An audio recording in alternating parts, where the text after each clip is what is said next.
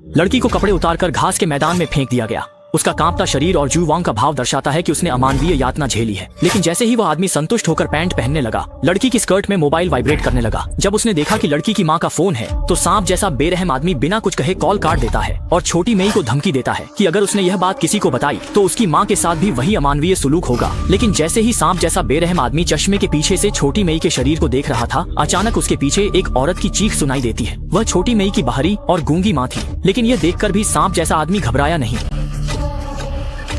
सांप जैसा बेरहम आदमी ने अपनी नजरें छोटी मई की मां पर गड़ा दी। उसे अंदाजा नहीं था कि उसके इस कदम ने लड़की के गुस्से को भड़का दिया है। वह संघर्ष करते हुए पास पड़ी एक पत्थर की ओर हाथ बढ़ाती है और सांप जैसा आदमी का ध्यान उसकी मां पर था। उसने अचानक पत्थर उठाकर उसके सिर के पीछे जोर से दे मारा। उसे गिराने के बाद भी वह नहीं रुकी, बार बार पत्थर से वार करती रही, अपने दिल की भड़ास निकालती रही।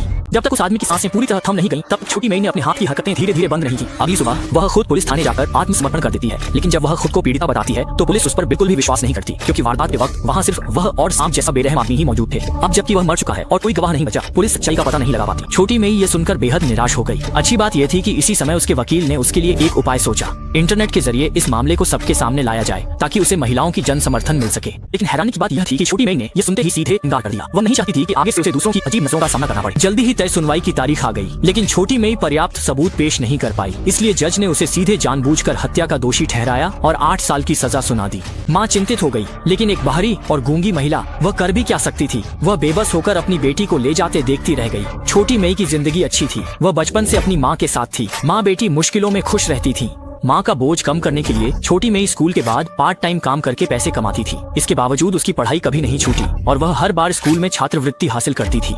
छोटी मई की माँ दर्जी की दुकान में काम करती थी। कमाई ज्यादा नहीं थी, पर माँ बेटी का खर्चा चल जाता था। लगा कि छोटी मई की पढ़ाई पूरी हो जाएगी तो हालात बेहतर हो जाएंगे, पर पता था कि दिन छोटी मई अपनी माँ से मिलने आई, दिन मालिक के मन में उसके लिए बुरी नीयत आ गई। विकृत मानसिकता संतुष्ट करने लिए सांबियाओ छोटी मई के काम बबल टी की दुकान पर जाता और चुपचाप छिपकर उसे काम देखते। मासूम छोटी मई को इस बारे में पता नहीं, पर पता था कि रात छोटी मई काम से घर लौट रही थी। सांबियाओ उसे बेहोश कर देता है और घटना हुई।